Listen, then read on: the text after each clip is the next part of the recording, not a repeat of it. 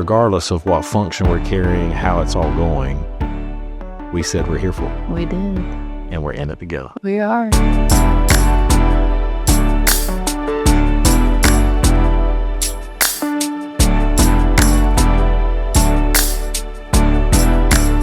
All right. We're back at it. We're back. Yep. So we're excited, I think, about today's episode because we're going to switch topics. We've been on marriage a lot. I mean, obviously, marriage is going to key in on this. But the whole leadership or the podcast is about marriage, leadership, and parenting. And so some of the questions that... Ministry sprinkled in. Sprinkled in. And so some of the questions that our staff asked was about parenting. And so we're going to kind of get into that a little bit today. And I think specifically discipline was discipline. a hot topic. Yeah. How do you discipline your kids? What's the thought process behind it? And so we wanted to first kind of talk about and just realize and I think recognize how much of the homes that we grew up in shapes us in so many ways. I think last podcast we talked about the factory that we grew up in. We kind of use that. I like that terminology. So why don't you talk about that just a little bit? Yeah. So just to recap, the factory is what before we were married, the family, I'm sure there's like a correct term for it. It's just not coming to my mind. Maybe nuclear family. I'm not sure, but it's nuclear sometimes. It feels very nuclear. The family unit that we grew up in. So whether that's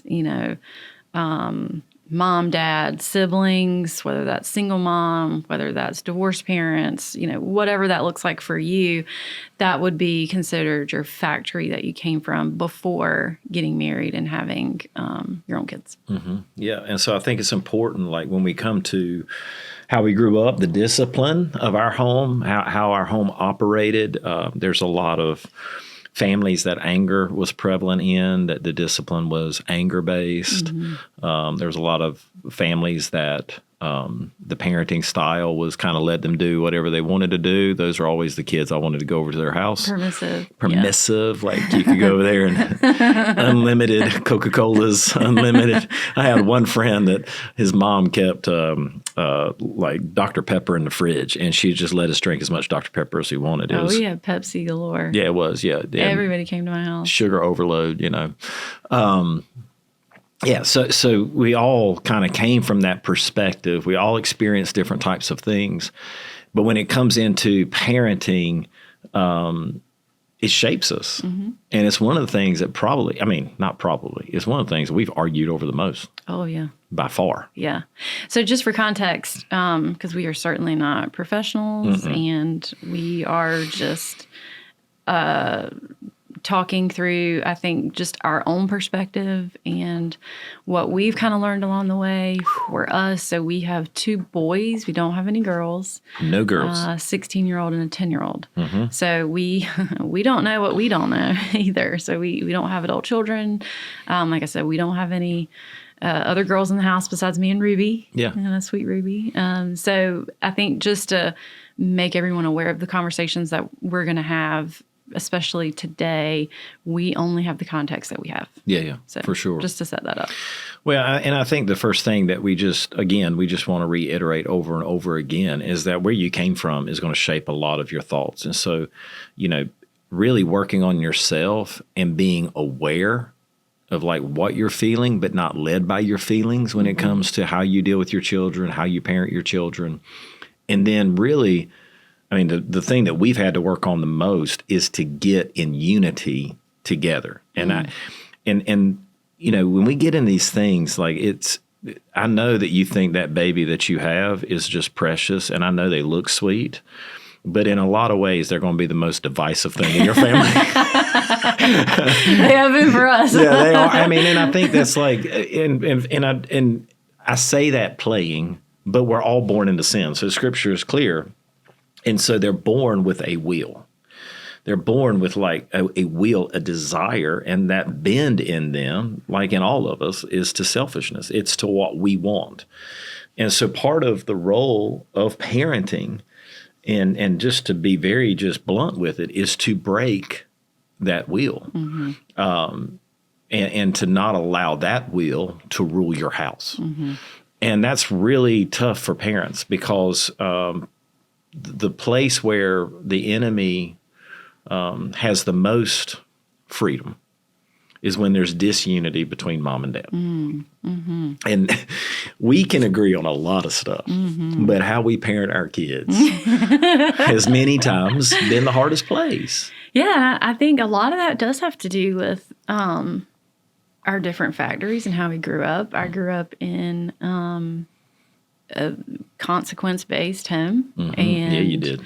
It was, I mean, even after I was driving, a teenager, and we can laugh about it now, but my parents were really strict, and I always had the earliest curfew. I could never do, in my mind, this is my mind as a teenager, I could never do the things my other friends were doing and didn't understand why. And I mean, it did not matter if I was 5 minutes late, 20 minutes late, past my curfew, I was grounded. Yeah. I mean, it wasn't even a question. And I mean, I remember one of the times coming home and I was like, oh my gosh. And then I would have other friends and they would, in my little mind, were doing way far worse things than what I was doing.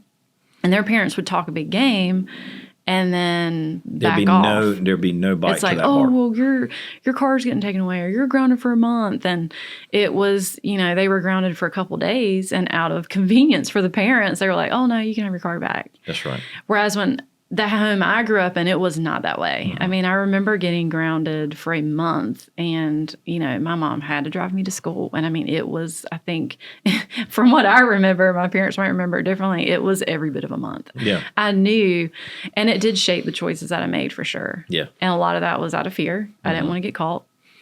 But overall, that's how I grew up. It was heavy hand discipline, consequences, the way I don't know about you in your house, but it's kind of funny because I think that, like, I remember, and we're going to talk about different forms of discipline on this podcast and all that stuff. So, I mean, I did grow up getting spanked. My dad had a board. He literally called it the board. He was a principal in public school not principal, I'm sorry. He was a teacher in public school, North Pitt High School here in town. Panthers. He had a board. I mean, that was back in 76, I think, to like 82. He was in public school here.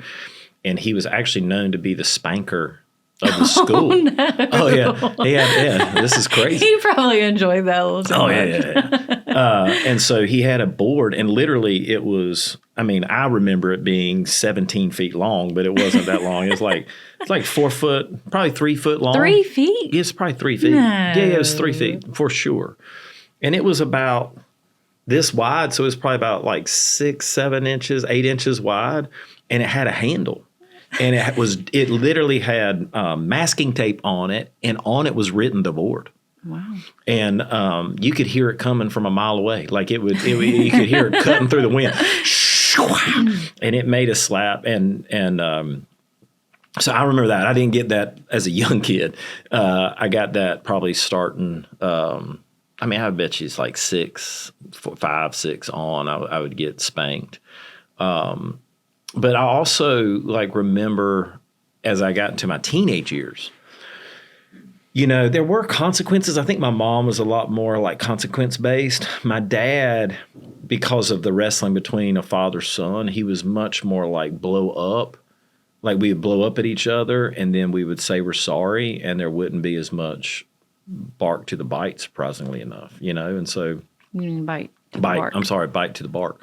And so, I remember, so that stuff definitely shaped us coming in, that at times because of I wanting everything to be okay, or my emotions, what I'm saying? You can kind of get in this weird place of parenting where you overreact, then you underreact. Mm-hmm. You know what I'm saying? Mm-hmm. You feel guilty about overreacting, so then you back off. Overcorrect. That's right. Yeah. And so you're kind of in this place of really, so, being self-aware when we're parenting and under correct control is really, really important so that we can be consistent. Because I think the number one thing a kid needs is consistency in discipline, and within that, we've made plenty of mistakes. So have I ever spanked my kid out of anger? Yeah, probably. I mean, and not probably. Yes, I have. And I've had to go back and ask their forgiveness. Have I ever not spanked them and I should have spanked them? 100% that has happened. And so trying to get, and when you're dealing with kids, man, it just seems it's a lot and it's coming at you a lot and you get tired. Oh, yeah. You get start doing tired. things or not doing things based on your own convenience. Like, let's not take away the phone, or let's not take away the keys, or let's not take away PlayStation, because then we're left to deal with them. Yeah, exactly. That's the reality. Like literally, like, you know, it's funny because we complain so much about this generation and their lack of focus. Mm-hmm. But like, how often did we give them our phone saying, please, dear God, just hush? Oh, yeah. You know, like when you're out and about, just take my phone. Just take Especially my phone. when you're like, I'm never going to do that. I'm never going to be that parent. Yeah. I'm never going to do that. I mean, you jokingly have said in the past that the smartest parents are the parents of like 1-year-olds because they're like, oh, I'm judging everybody. I'm not going to do that. I saw my parents do this, or I see my peers doing this. And you just get in that judgmental spot where it's like you think you know everything. Mm-hmm. And you might know a lot about your kid because every kid's different. But I mean, man, things change on a dime. Yeah. Every season, from infancy to toddlers to elementary, and the massive jump that happens between elementary, preteen to full-on teenager. Which is all different. It's all different ages for certain people. Yeah. Flat-footed, that's for right. Sure. That was where our differences in parenting, I think, showed up the most, was around the age of 13. Yeah, and I think that, and going back early on, you know, Wesley hit some really rough spots.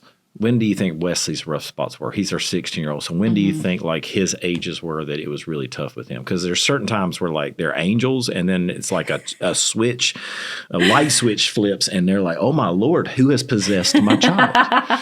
He was so where did he go? sweet He was so and sweet, and now he's hateful, he's mean, and he's moody. He hates And then me. like me, spiritual answer, lay hands on him, cast that thing out. You know?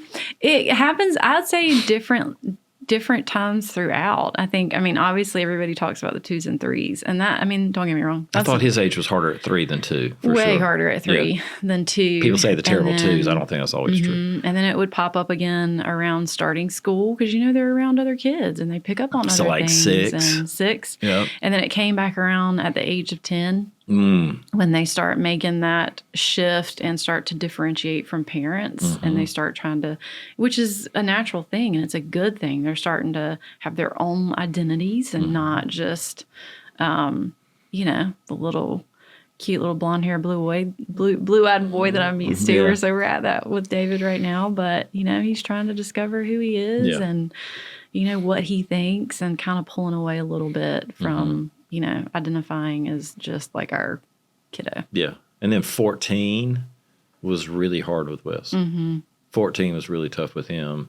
16 has not been as bad yet. So praise the Lord. So I think the gist of it is it comes and goes. Like you're not, I think as a parent, I remember having this conversation with my mom early on when Wesley was like infant, and thinking, oh my gosh, is he ever going to sleep through the night? And, you know, being in that where it's physically tasking, I mean, it's hard not getting sleep. I mean, that was I don't want to minimize that because that's really challenging. Yeah, that really was some of the challenging. hardest to keep yourselves under control. Yeah. Because you're But- sleep deprived. Oh, yeah. I mean, there's so many stories we could share about the idiotic things that we did running on like 2 hours of sleep. But I think in that conversation with my mom, and my mom, you know, kind of gently saying like, hey, this is the easiest it's going to get. Yeah. And I was like, what? And when we were in it, we were like, what have we done? I was like, she's wrong. Why did we have children? Can we not just have dogs? I would even take a cat right now over what I got going on. But that realization of, I think, recognizing every season has its own challenges. Yeah. You're not going to get to a place where you just coast. Yeah.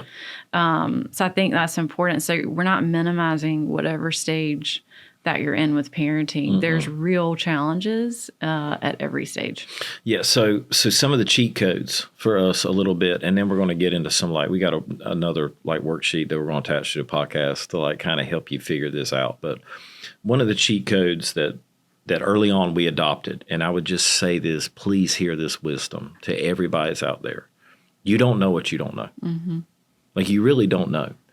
And the worst advice that you will ever get is from peers. In your same stage. In your same stage. So if you really, so our advice has always been, find someone who has been on the other side of where you're at, who's lived through it, made it through it, survived, right? But not survived. But I want you to think about, like, look at their kids, look at their life, look at their marriage. And if you're like, man, you know, there's some things there that I really want us to be like. It doesn't have to be perfect. Nobody's perfect. But just somebody that's real, somebody that's you feel like it's going to be real with you. That's who you go ask. That's who you need. So like when we were in the infant stage and we were struggling with trying to figure out our kids, you went to a lady in our church who had raised like 20 of them. I think she had 6. She had 6.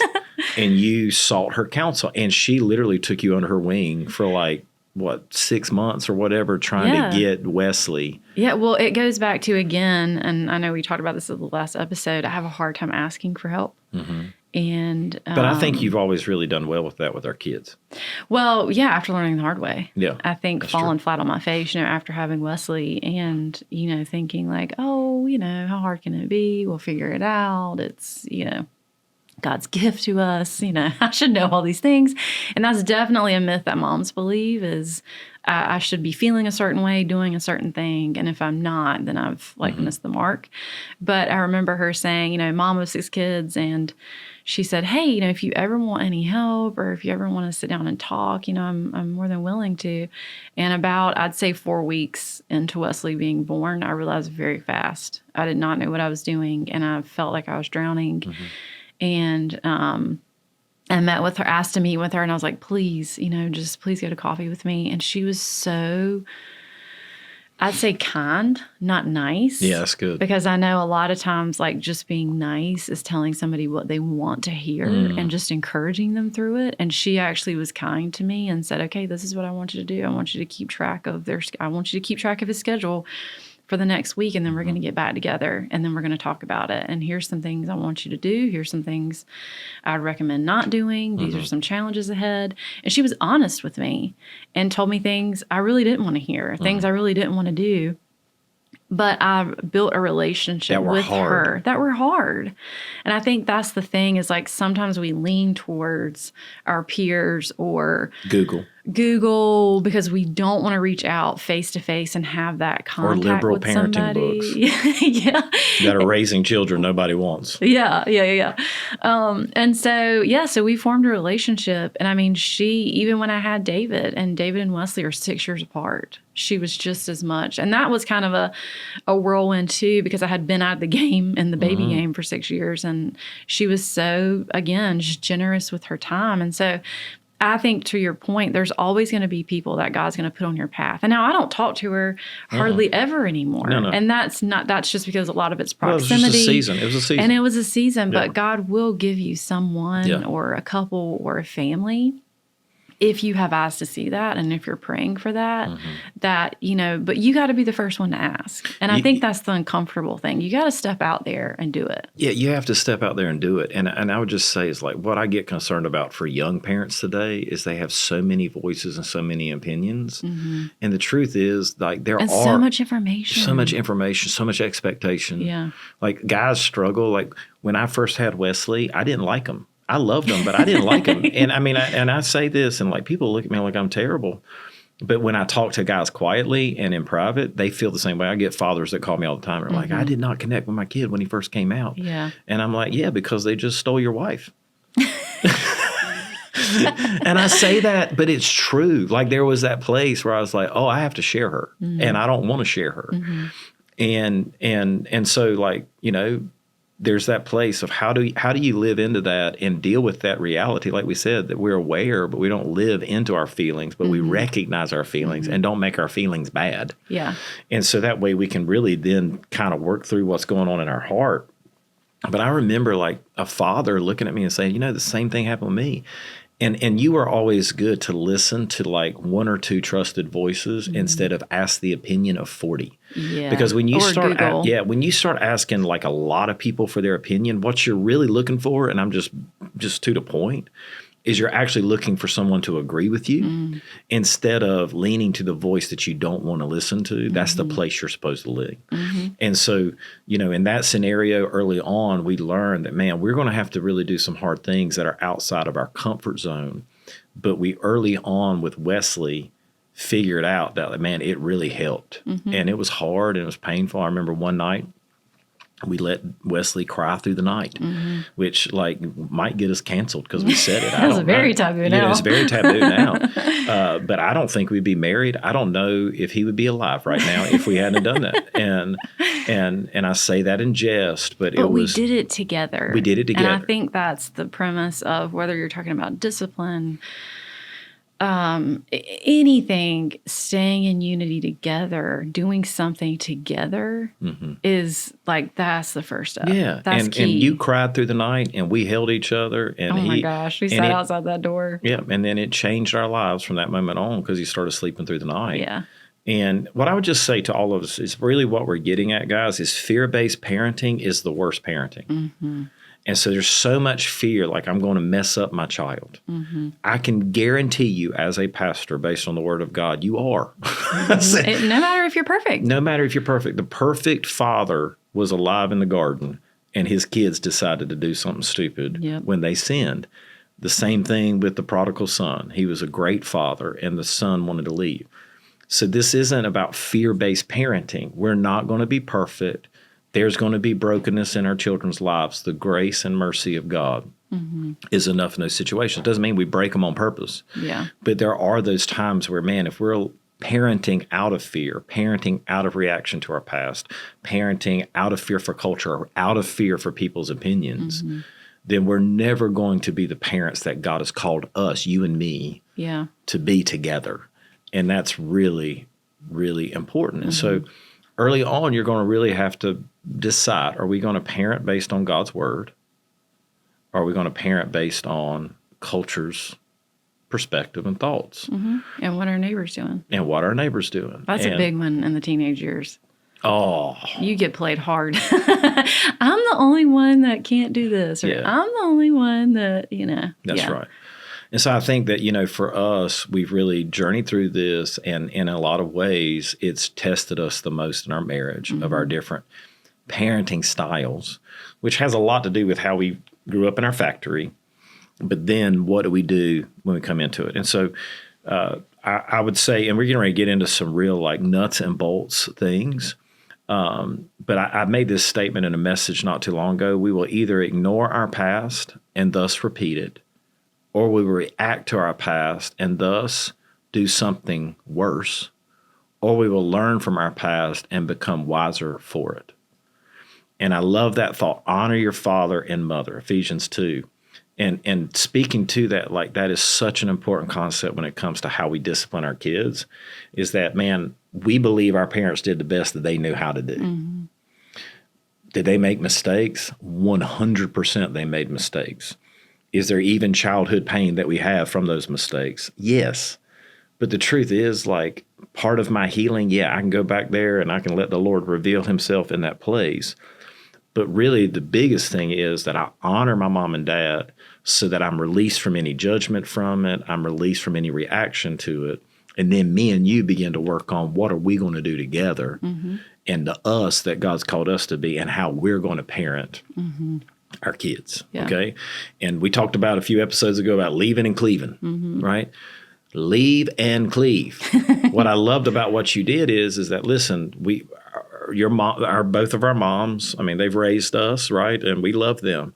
And you would appropriately ask their opinion, but really you got counsel from people outside of our moms, which was really important in my opinion, because it really helped us figure out who we were going to be without their filter of brokenness from their perspective or regret of how they parented us. Does that, I mean, and I think that was really important. Yeah. Not to cut off their voice, but to just have a good filter of health in their voice. Yeah. Well, I think kind of going back to, and I know we're supposed to be talking about discipline specifically, Now, being I'm trying to think. I think technically I'm an elder millennial. I'm like right there on the border. You just named yourself something. You're a Gen X. Am I? Yeah. Oh, wow. You're Gen X. I'm a different generation than you. You are. You're old.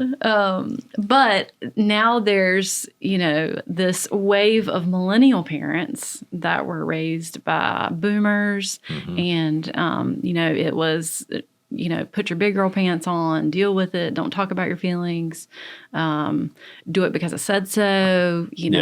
A very much lack of heart connection. And now you have this other hot topic wave of parenting style, which is let's identify your feelings. How do you feel right now?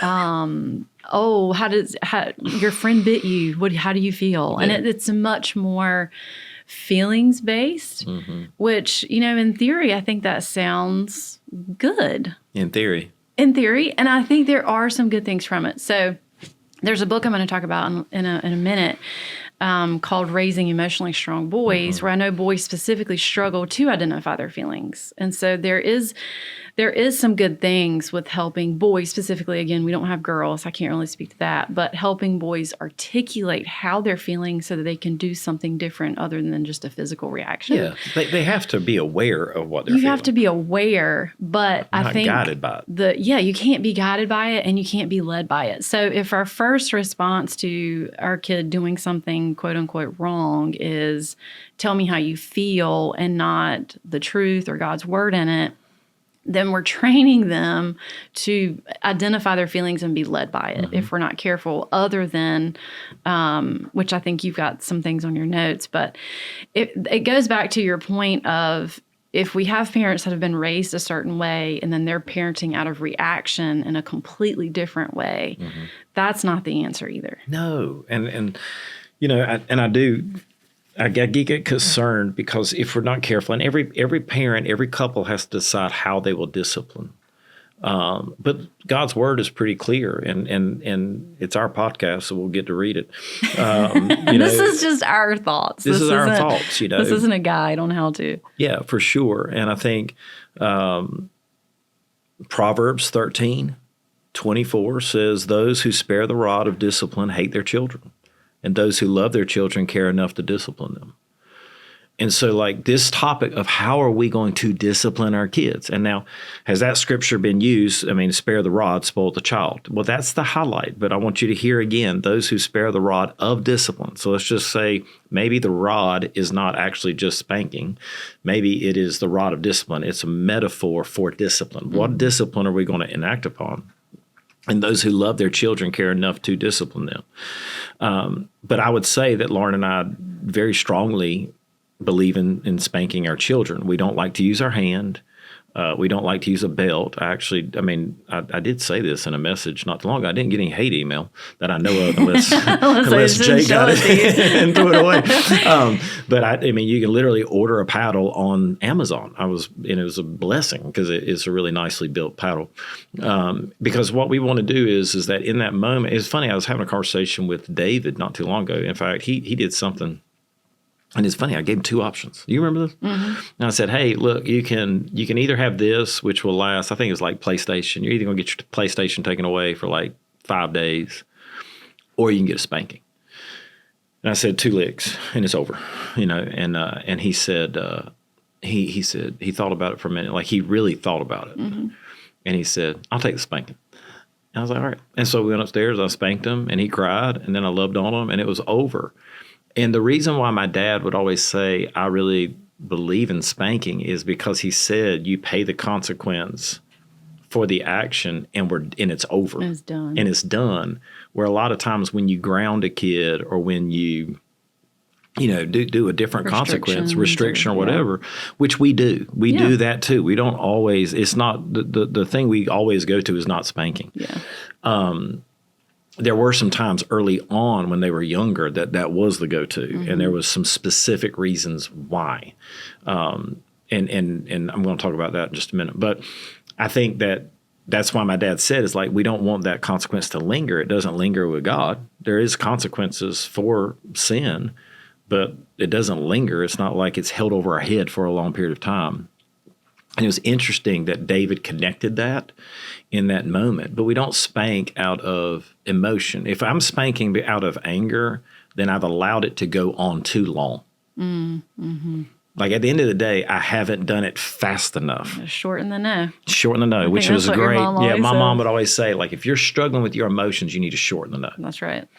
And so it means that I'm and allowed. That's on us. Yeah, that's on us. And that was out of convenience or whatever. Now, why I said that we disciplined early on, mostly with spanking, is because first off, they don't understand or comprehend. Like if there's not actual bite to your bark, they do not understand it. And when I say bark, not emotional bark, but I'm saying if there's a boundary that we set in place and they just keep on going over that boundary, they don't really understand sitting in timeout. They don't really understand trying to talk them through it. Because especially even with your frontal lobe's not even developed, which is your reasoning, I think, till the age of 25. Yeah, and I think for our boys specifically, and like we said, we haven't ever raised girls, but for boys specifically, and this is as good as I can put it. There's a battle over breaking their will. I do not want to break their heart, but as their father, like their will has to be broken. All of ours does, and so to the extent. Like when it comes to spanking, to the extent that breaks their will, that's the extent we have to go. Mm-hmm. And I would say, like with Wesley, it was very different than with David. That was a strong will. It was a strong will, and I mean, and it was and it was tough. And I mean, it was a really hard season to get to that place. And again, I don't want to break their spirit.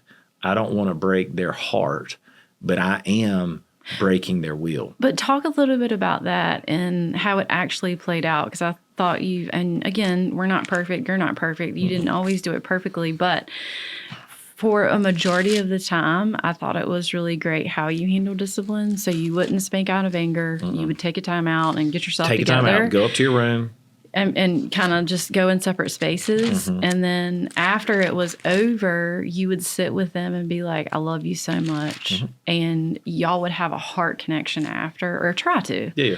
It was never just, them feeling shameful or angry words exchanged. It was always like, this is what happened. This is the consequence. I still love you. And I want you to always know and that. how really that would play out is that, something would take place. I mean, it could be, I don't know. I mean, different ages, different stages, different things. But something would take place, and maybe I would get mad. Maybe there was that place where I'd get very angry in the moment.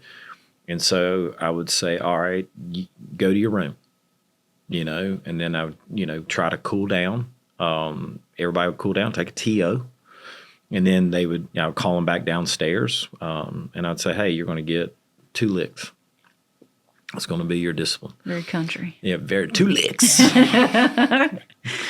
And it was very understood. And I said, let's go upstairs, and they might be upset. I mean, there was anger. Oh, there was a lot of anger. There was a lot of anger. I don't want to do it. Why am I getting spanked? Blah, blah, blah. And I was like, no. This is what you did. This is why. And this is what's happening. And we go upstairs and bend over the bed. And I mean, honestly, it was like, this is how my dad disciplined me. And I've been over my bed. I said, do not put your hands behind your back. Like, do not do that. Like, don't, like, this is where we go, because I don't want to hurt him either. And so I would spank. And they would cry. Like, when I say spank, it hurt. I mean, I don't mean that like in an ugly way. There was times where we didn't do that. There was times where we give grace and mercy. But there was times when it came to going through with the discipline, I'd spank, and they would cry, they would wail, there'd be gnashing of teeth. They'd be all over the place. Well, I didn't try to grab them in that moment. I said, hey, y'all take a minute, and I'll come back in a minute. So they'd be done crying. They'd be done all that stuff. And I'd sit down on the bed, and I'd say, come here.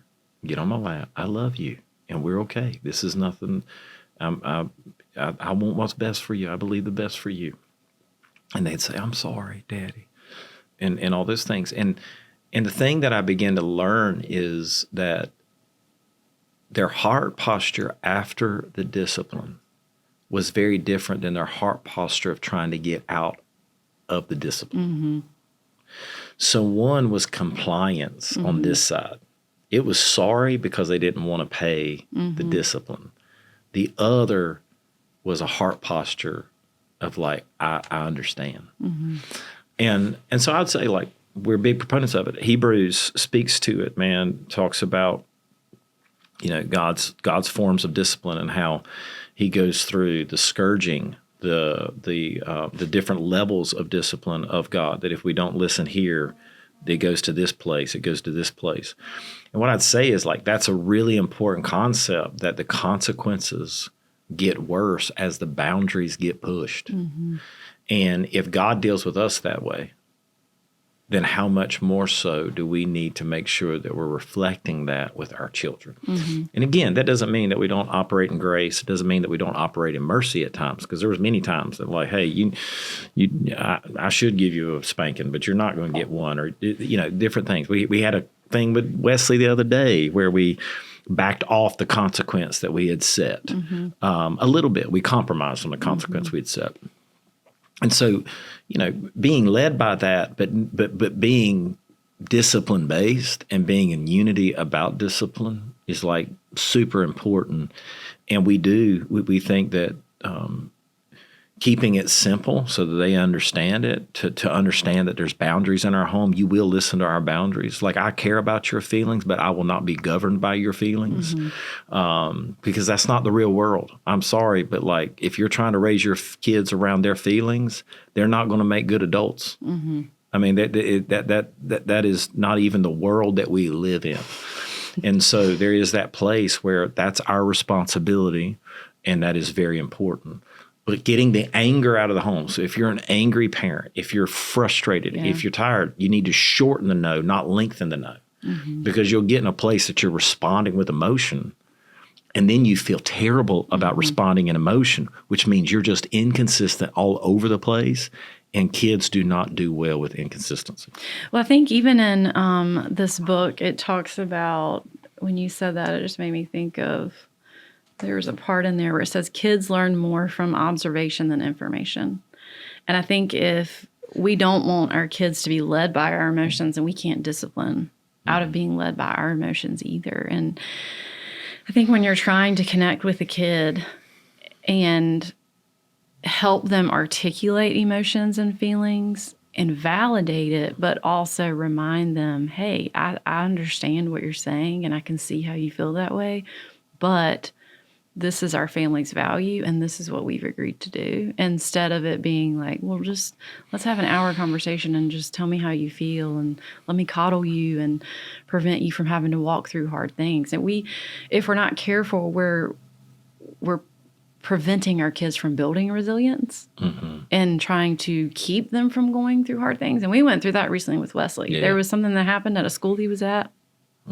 And there was a punishment that got handed down, and Didn't think it was right. We didn't think it was right. Yeah. But at the end of the day, we were like, you know what? This is going to be good for you. This is going to build some character in you, and you're going to actually have to understand what it's like to deal with things when they're not fair. Because we had submitted to the authority of that school. The truth is, when we had signed up for him to go to that school, we had submitted to that authority. And regardless of whether we agreed with it or not, we championed for our kid. But in the end, we submitted to the authority that was there.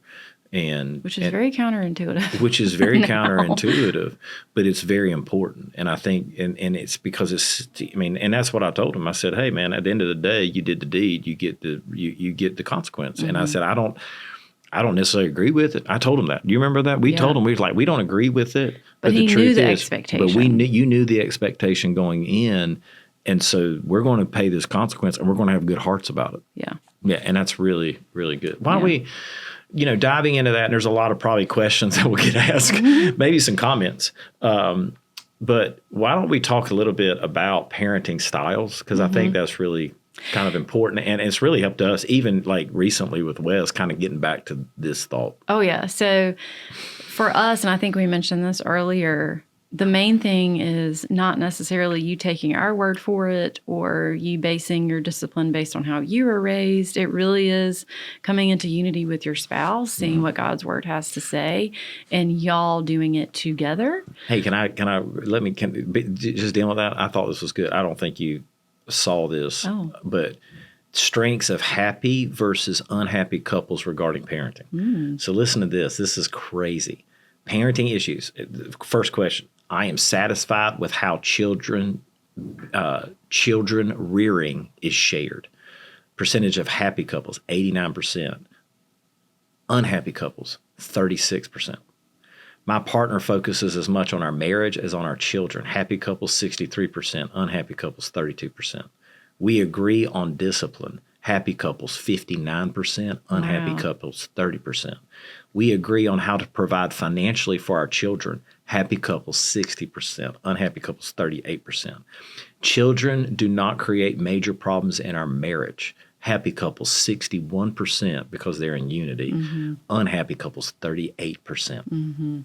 So that tells you like parenting is a big deal when it comes to the happiness of your marriage. Oh, yeah, for sure. I mean, no doubt about that. When we've walked through a couple of things, specifically in the teenage years where our differences showed. And we didn't even really know they were showing. No, we didn't, which is why we sought some help from our counselors, because when we recognize we are not on the same page, which is really unusual for us in particular, because 90% of the time, even though we're very different people, we usually arrive on the same page pretty easily. Yeah.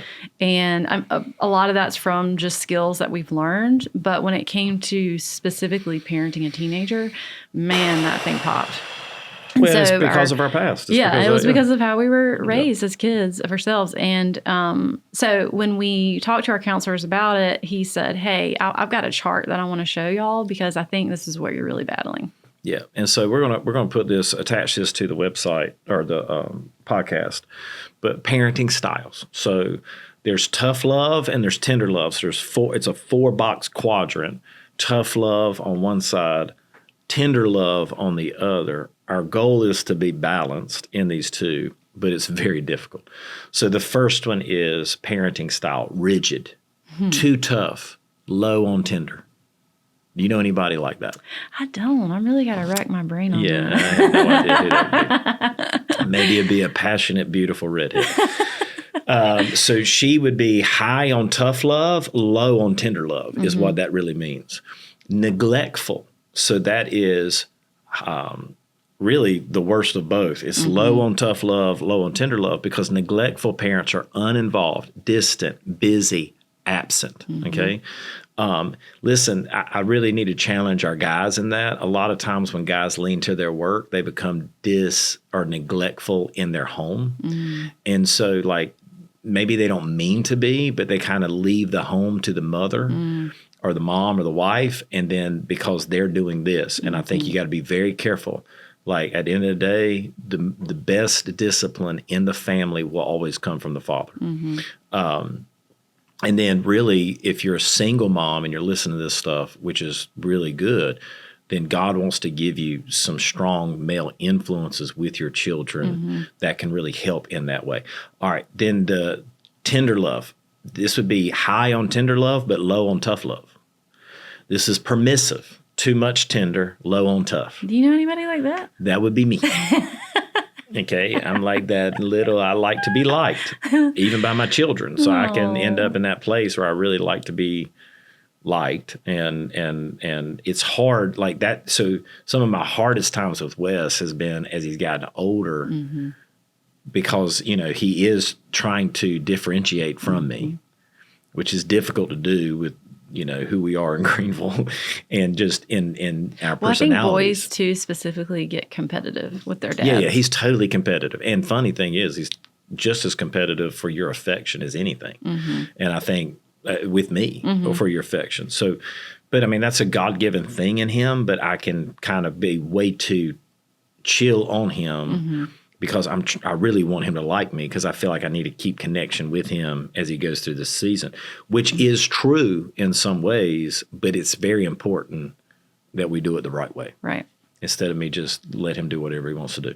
So our goal is to land in high tender love and high tough love, which is strong parenting. We want to be strong parents, and that is tender and tough and always balancing. And so really what that means is Lauren is much more rigid. I'm more permissive.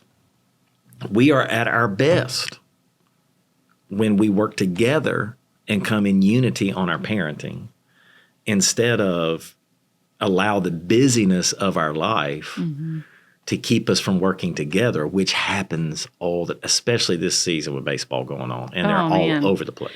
We got into a situation recently, and we realized a little too late after the fact, but we realized that we were overcompensating for each other. Yeah. So the more loose I feel like you're getting, the more rigid I'll become, and that's not great either. Yeah. Well, I mean, I think all the time, if we're not careful, the pace of our lives usually keep us from having the communication we need. Mm-hmm. And so we recognize that we got in a really great fight, got really upset at each other, got completely triggered into our conflict cycle. Whole thing went to hell in a handbasket, but we recovered 2 days later. Yeah. But we also realize that we really have to be intentional in this season about talking about how we're going to parent. And so one of the things is our oldest is getting ready to get his after nines, which means he can drive after 9. And so he's asked a few questions. Well, we took a really long ride the other day, and in that ride we said, hey, what are we going to do? What is going to be our curfew? What's going to be the boundaries? What are we doing? And we both shared our hearts about it. And we both compromised. At the end of the day, I mean, we both kind of were like, well, and I think we compromised both by 15 minutes. Well, I can do this. But I mean, I think it was, we were, what I would say to most marriages that are really pursuing health and working, you're closer and probably being in unity than you think. But the pace in which you live your lives will many times keep you from being able to see it. Yeah, not having that conversation on the go, or trying to come up with an answer just as soon as he wanted it. So he's, kind of been pushing a little bit like, hey, have you thought about this? Or hey, what do you think? And I'm not saying it's intentionally manipulative, but we have to watch it too, because if not, he'll default to one of us depending on the subject. Yeah. Well, Dad, what do you think about this? Oh, for sure. And so I think putting that practice in place, which is what we told him last night, is I haven't talked to your dad about it. When I talk to your dad about it and we get in unity about it, then I want to communicate with you about it. And that's from making that mistake dozens of times where I'm trying to just give an answer quickly because I feel pushed instead of trying to recognize, hey, getting in unity with you is the most important thing. Because it can be, honestly, it could be a bad decision. But if we're in unity about it, then I know God's got it. Yeah, and I would just say, like, quick decisions, are usually the worst. Terrible. So, like, some of our thoughts is I have your back regardless. So even if you make a bad decision in front of the kids, we're going to be in unity. That's hard to do as they get older. Yeah, it is. And then I would say like anything, the more time you can buy in making a decision and taking your time to get into unity, the better off that you will be. Yeah. And so it's okay to say, I don't know. Yeah. It's okay to say we haven't made that decision yet. That's right. It's okay to send them to their room until you get your stuff together and your spouse comes home so that y'all can have a conversation. It's okay. And so take your time, find good mentors in your life, and know that some of the greatest challenges in your marriage will come because you're raising a family. And the enemy doesn't like it, but God is good and he's got it, and you'll make mistakes. But I'm so grateful our job, and we've said this forever to couples, is our job is to point them to the perfect father, not try to be the perfect father or mother for them. Yeah, I think the main takeaway from today would be get in unity with each other if you're married, if you're parenting that way, and to not be bent by what culture's doing or a reaction out of how you were raised or your parenting. And the main thing, which is what we've heard over and over from our mentors that we talk to a lot about parenting, is the main thing is to connect with their heart. Keep them talking if they're teenagers. Keep them talking. Listen to them. Which is hard to do because they say some of the stupidest things you ever heard. But don't, agree and be led by their feelings, but you're wanting to connect with their heart. Yeah. And if you keep their heart talking, even when it's absolutely absurd, really absurd, what they're saying, then you'll be amazed at the progress that you make. Yeah. And listen, I think one of the things that we always say, especially in these teenage years, is that I'm fighting for Wesley tomorrow. I'm not fighting for him. Yeah, not the short game. Yeah, I'm not fighting just for today. I'm fighting for his heart years from now. And he might have a journey. He might have to go down a road that, I mean, we don't want him to go down. But I'm fighting the long game with my son and not the short game. So if there's ever a topic that you have to be here for at all, This is it. this is it.